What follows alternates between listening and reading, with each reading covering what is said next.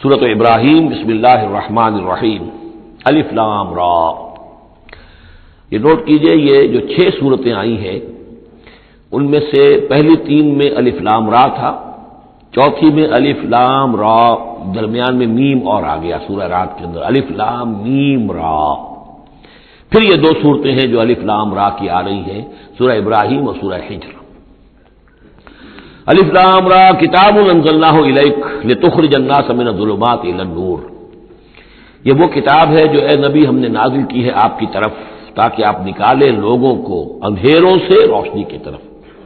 یہ نوٹ کر لیجئے، اندھیرے ہمیشہ میں نے عرض کیا قرآن مجید میں ظلمات جمع میں آئے گا، نور واحد میں۔